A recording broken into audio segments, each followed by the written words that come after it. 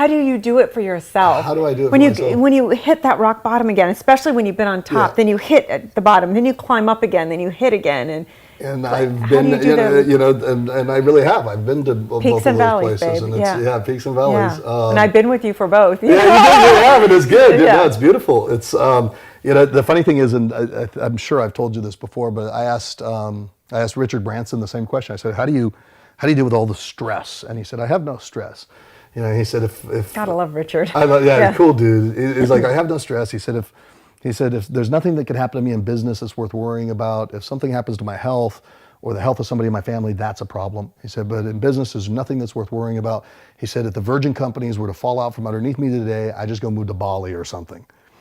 And so I had some business issues that came up, business partner, hostile takeover, all sorts of stuff that was going on.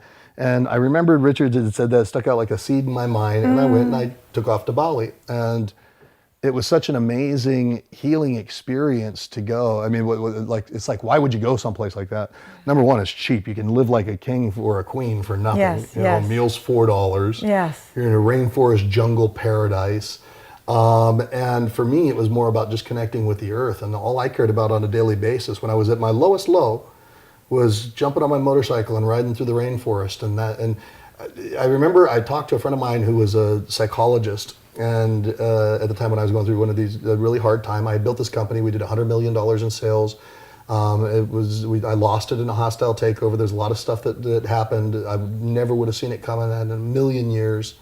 And it hit me really, really hard, really hard. I'm at the lowest low, and it's like the psychologist friend of mine that I was talking to, she's like, maybe you need to let go of your attachment to everything.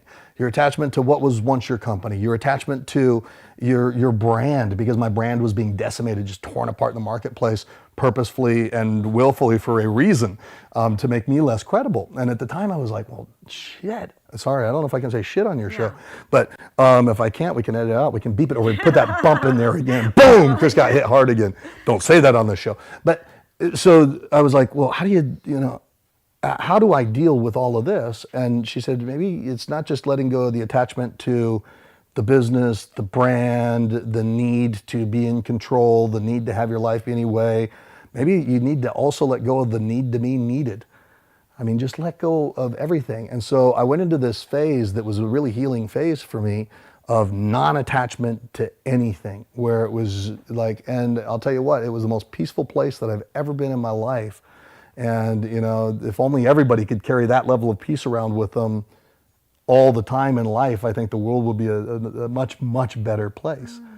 I did that for a while, so it was a transition there. It was a transition. And then what happened was I was feeling great, but I wasn't going anyplace.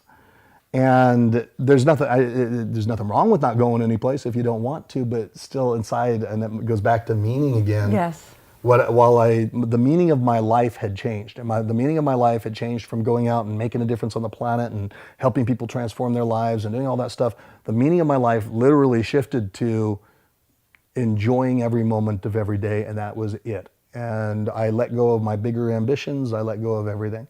All I wanted to do was enjoy my life and be fully present in my own life.